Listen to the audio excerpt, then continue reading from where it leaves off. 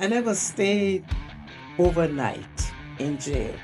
And then, of course, later on, much later on, I realized I wasn't supposed to be doing any of those things. Yeah. Because I had a student visa, and my student visa uh, gave me permission to go to school, go back to my dorm, or go home, and not uh, be involved in any of these things. Network and connect. Go the extra mile with Alan and Eric.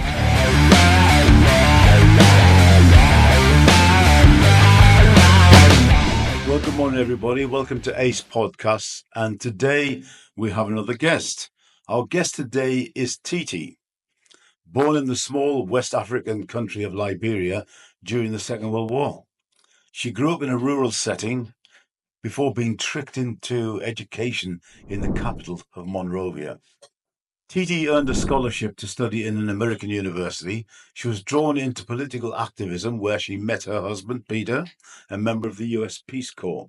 The next 36 years was spent on a fascinating tour around the world with service in the USAID organization. I met Teetee in Bali at a discussion group, and I learned a little bit about her history. Based on this, I asked her to come in and talk to us, and she's agreed to tell us some of her story. Welcome, Teetee. Thank you. Now, reflecting on your upbringing in the rural Liberia during the 1940s, how did your grandmother's influence shape your early years, especially in the absence of your mother? My upbringing was nothing unusual. It was common in those days, probably even as common today, for young people to move away from the rural areas to the city. In almost all over the world, the city holds all kinds of fascination. And my mother was one of those people who decided to go to the city of Monrovia from this rural area where we lived to just see what the city offered. She was successful. She made it. And she made it against all odds. Yeah, she made the move to the big city, Yes, having just been a country girl, basically. exactly. And a lot of people do go to the city and find it sort of wears them out a little bit. Yes. Yeah. Okay. Now, you told me that when your mother used to come back from the city and visit you, she used to bring you some special treats, Ritz crackers, Oh, real yes. butter, and powdered milk. Yes. Now, she brought them from Monrovia, which you couldn't get out in the villages. Yeah. I mean, what emotions does that memories of those things evoke for you? Oh, when I walk into a store and see Ritz crackers, I start to salivate. I don't see much powdered milk anymore. And of course, butter is everywhere. Yeah. But they bring back good, warm memories of Mhm. my early childhood. And Excellent. it's a good Yeah, feeling. that's good. You lived with your grandmother in the village. Your mother was off in the city, and Yes. you only saw her now and again. And then one year you went up to the city to see your mum, and she tricked you into education. Is that correct? Yes. You see, my mother had very little formal education. And when she went to the city, somewhere along the way, she decided that education was the key to opening many doors. And she decided that the formal education that she didn't have, I mean, education takes place everywhere, rural settings, formal classrooms. But she realized, or she decided that formal education was the way to go.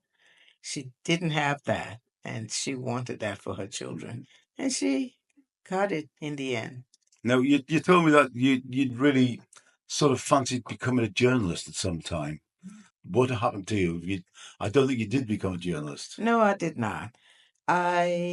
From as far back as I can remember, I like to write. I like to tell stories. I like to tell my story. I like to tell other people's stories. And the way to do that was through journalism. But we fast forward, I finished high school, and everybody who finishes high school at that time, who finished high school at that time, had this dream of going not just to any country, but to the United States of America.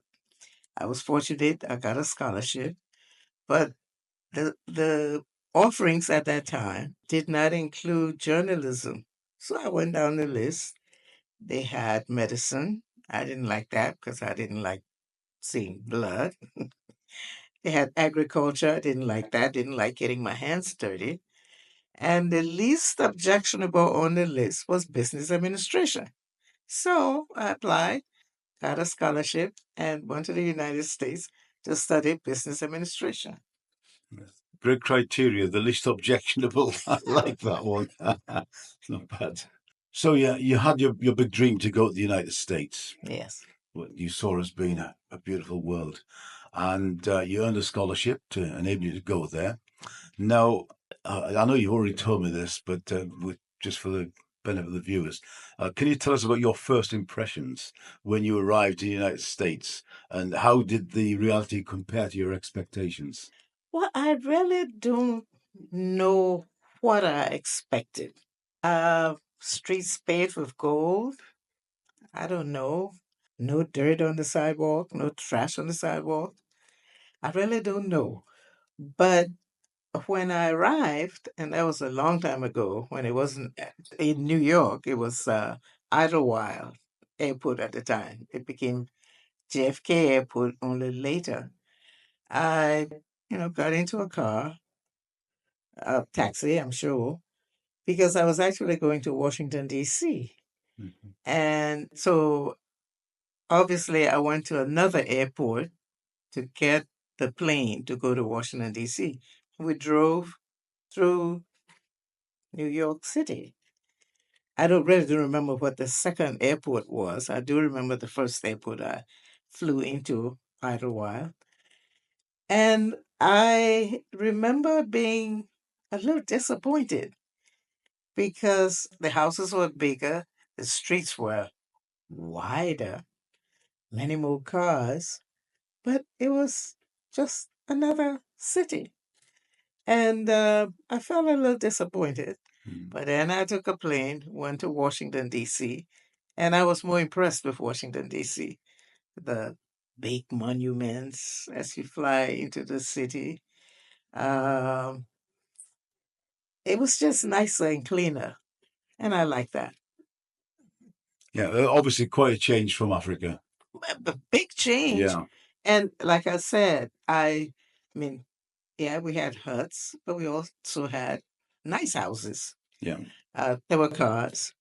So I cannot articulate what it was that I expected, but what I saw, especially in New York, was a disappointment. Yeah, Well, I grew to like New York later on yeah. because Did you go by yourself or I did go yeah? by myself. It was So you what, 18 years old? I was 18 years old. Mm-hmm. It was the heyday of Pan Am. And Pan Am flew that route for many, many years. And yes, my family took me to the airport, put me on the Pan Am flight to New York, and I went by myself. Excellent. Any interesting experiences along the way? Any frights? No, a lot of excitement because the grand prize was seeing the USA. Yeah. And so I wasn't afraid. And flying was good in those days. We didn't have to take off our shoes and go through Yeah. all the things we go through now. And people were friendly. The in those days you just had female flight attendants. People were nice and people were friendly to me. And that was good. So you came to the USA. You started university, and you started getting involved in a little bit of activism, protests, and things. Tell me a little bit about that. I think this is where you met your husband as well, isn't it? No, not exactly. I Ah, met my husband after I finished university all and right. returned to Liberia. And he had been in Liberia while I was in the States as a Peace Corps volunteer. Peace Corps. All right. Peace Corps. Let me wind you back a little bit because I want to sort of get at some of this stuff you did Yes. when you were a student, because I think you told me you were arrested a few times. Yes, I was. Tell me a little bit about that. Well, we were all arrested, meaning all the students who were involved in all the activities that were going on. But you know, I was 18. I had never left home, had never left Monrovia or the rural area, Johnsonville is called, where I had grown up. And everything was exciting. Now, I just happened to meet a group of American students who were active in civil rights. I mean, these were the 60s. Yeah. And people were active in civil rights, women rights. Students were demonstrating against uh, education that they thought was irrelevant. And then later on, Vietnam, and all these things were going on. I didn't, at the time, understand some of it. I understood a good deal of it. But the people I met were involved in these things, and they were my friends. Yeah. So I went along. If I had met a different group, would I have followed that group? I wanted company, and I wanted friends. And I'm taking it you didn't end up spending time in jail then, or not very much then. no. Often What happened when you were arrested? You were arrested, you went to jail, you sang freedom songs. It didn't happen every day. I Yeah. was studying. A little bit. But it happened a little bit. And you will all be arrested. You will go to jail. I never stayed overnight in jail during that time. And then you went back to school and you continued your studies until the next demonstration rolled along. Does it? Did you? Does this give you a police a criminal record? No, it doesn't. It doesn't. No, it does not. But you know, occurred to me later was that when you are 18, you feel immortal. Things didn't really hit me until the three civil rights workers were killed in Mississippi. And there's a lot of documentation about that. And I realized, wow, my parents expect me to get an education, go back home, get a job, and become their social security. Yeah. And you mean what happened to them could happen to me if I just happened to be in the wrong place at the wrong time? And that's when it hit me. But it didn't make me stop. Yeah. It just made me a little more careful. And then, of course, later on, much later on, I realized I wasn't supposed to be doing any of those things Yeah. because I had a student visa, and my student visa uh, gave me permission to go to school, go back to my dorm, or go home, and not uh, be involved in any of these things. Yeah. I hope the statute of limitations have run out.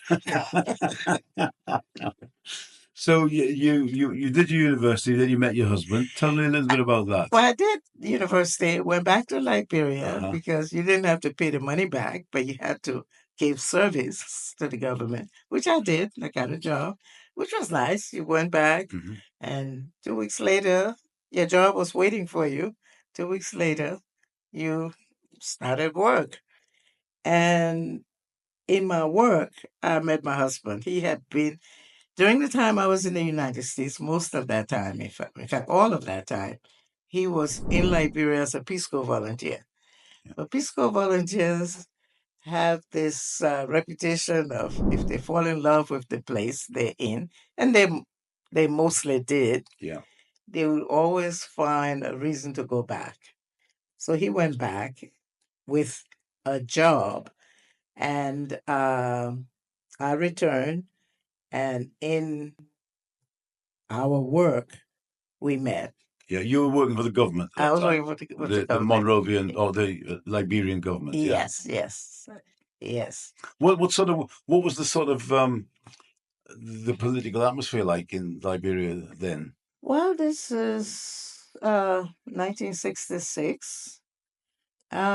We had the same president we had had since I think it was, don't quote me, the 40s, 1944, I believe. I don't remember the exact date. I didn't have things seem okay. I had a job. Hmm. I had an income. My family was not wealthy. They were not part of the elite, the wealthy elite, but they had jobs and they were doing fine. And but I had become politicized, not politicized enough to say I'm not going to work for the government. So I did, and I had a nice salary, uh, even for that time. Um, it was later, although I was working for the government as part of the terms of the scholarship, uh, and I objected to some things. But I also realized that I couldn't go out there and do the things in Liberia that I did in the US. So, I wasn't stupid. yeah, So I kept a low profile yeah. and talked a lot because I got to talking with other people who had issues with some of the things that were going on. But like the salary I got, Yeah, so it was practicality over principles, really, wasn't it? practicality over Yeah. principles. Yes. Okay, so you met your husband, I met my husband along the way. and then Yes. you started on this sort of globe touring sort of lifestyle. Well, it was 2 years. I met him in 1966. We didn't get married until 1968. So we dated for 2 years. Then we got married and left Liberia together to go to graduate school back in the States because Yeah. he had started his program. He was an economist. And then John Kennedy came with his famous speech, ask not what you can do for your country, but ask what your country what you can do for your country. Not what your country can do for you, but what you can do for your country. Yeah. And he and many other young people stopped everything they were doing and joined the Peace Corps and went all over the world. He went to Liberia. And What was I'm English, so I don't really know a lot about the Peace Corps. What was the general idea behind it? general idea was to encourage young people, and at the time it was people who had just finished university, to go abroad and provide service. Some countries have a national service program. Some countries make their young people go into the military Hmm. before they go out into the world of work. And this was just a way for young people to uh, give service to their countries and feel like they were making a meaningful contribution Did they to have the an world. official role? Oh, yes, many Yeah. of them went as teachers Ah, all over right. the world. Yeah. They did have a domestic Peace Corps. It was called VISTA, Volunteers in Service to America. Yeah. So a lot of young people joined VISTA and worked in primarily low income areas all over the country. And that was sort of like a domestic Peace Corps. And then there was a foreign Peace Corps, the real Peace Corps Yeah. volunteer program. And he chose that one where you got sent abroad to provide pretty much the same things that Vista, the same service Vista volunteers were providing in America, Okay, so in the US. we talked about the Peace Corps and Vista, and then you Oh, your husband had a lot to do with US aid, which has been in the news quite a lot. Yes, Just yes, as we yes, speak yes. here in 2025, Exactly. Yeah. Yes. Uh, yes, he did. Well, in fact, that first job he got in Liberia was with USAID. Yeah. And by then it was about 1966, Vietnam was raging. A lot of young people chose to leave the country, and Canada offered them sanctuary at the time. And if you were doing something meaningful, because he was of the age where he could be drafted, but if you were doing something meaningful, you were in school, you were a Vista volunteer, you were a Peace Corps volunteer, then you were not drafted into the military. Because most, not every time, but most of the people who were drafted into the U.S. military at the time got sent to Vietnam. Mm. Those who chose not to be drafted Hans. went across the border to Canada. But he got this job back in Liberia, which, as they said then, which was deferrable. It allowed him to do the job, do the work, and stay out of the military.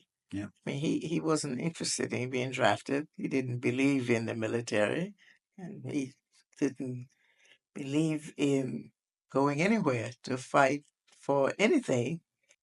So with your husband's Peter, isn't it? Peter, Peter, yes, with, yes. with Peter being in USAID and the Peace Corps and other things, um, you told me that you'd lived in 32 houses across various continents, and so you went into sort of Eight countries. almost this nomadic lifestyle. Yes. So how has that lifestyle influenced your sense of sort of home and identity? Well, I mean, I am first and foremost Liberian. I am also a United States citizen now, but Liberia will always be my home. It was my first home. Uh, and that's just the way it is. Yeah, Yeah. fair enough. Hmm. So you lost your husband a couple of years ago, Yes. and you decided to come to Bali. So tell me a little bit about how you decided or why you decided to make Bali your home. Well, my husband did pass away in 2022. We had retired after we did all the moving around. We retired to Dominica in the Eastern Caribbean. Mm-hmm. And we lived there. We had been going to Dominica from, I think, 1992, but we didn't move there in retirement until um, early 2000, 2002, 2003, I believe. And we built a house and we just lived. But then he got ill. Well, actually, that wasn't the first thing that took us out of Dominica. Uh, Hurricane Maria hit the island Mm-hmm. in 2017, and 95% of the houses, including ours, lost their roof. And by then he was slowing down. We were both slowing down, but he was slowing down faster than I. And he was becoming ill. So we decided to go to St. Lucia, which is right down the coast, because there was a ferry service. We could go from St. Lucia back to Dominica until we decided what we were going to do. And while we were in St. Lucia, and St. Lucia is lovely, beautiful as well. All of the Caribbean is beautiful, but Dominica was home. We decided to go to Florida because he was getting ill. Health insurance benefits we had, plus Medicare, because we were eligible for Medicare at the time. We would go to to Florida, and we were in Florida for about 3 years, I think, 2 years, 2 years. and he passed away. Mm-hmm. I, at the time, have had children as well, children, a son and his family living in Bali, and they came for the funeral. And then they said, "Well, what are you going to do now?" And I said, "I don't know." They suggested that I come to Bali and just see what it was like. I had visited before. I had come to see them in, I think, 2018 and 2019. And by then, this was didn't come in 2020 because of the lockdown. The pandemic, yeah. That's right. But I came in 2022, really liked it, and thought, oh, well, maybe I should try my luck in Bali. And I did. And I now spend a good deal of time here, but I go back and forth Yeah. because I have other children and grandchildren in the U.S. What's the main thing you like about Bali? What keeps you here? I like the pace of life. I like the fact that the Balinese, and probably that's true for Indonesians, but I haven't been to any other place in Indonesia, only Bali, uh, are friendly and welcoming, and they have a great respect for old people. Yeah, that's true. You, I have been in line in at immigration because you do have to follow certain procedures to get the right permission to stay in the country. And I'm standing in line, and people who are offering service see this gray-haired old lady in the line with all these 20-something and 30-something uh, twiggy-looking people. And they yeah. say, Ibu, Ibu, come.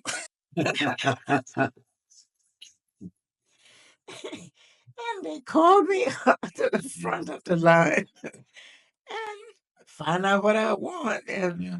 let me cut the line. And I thought, wow, this is nice.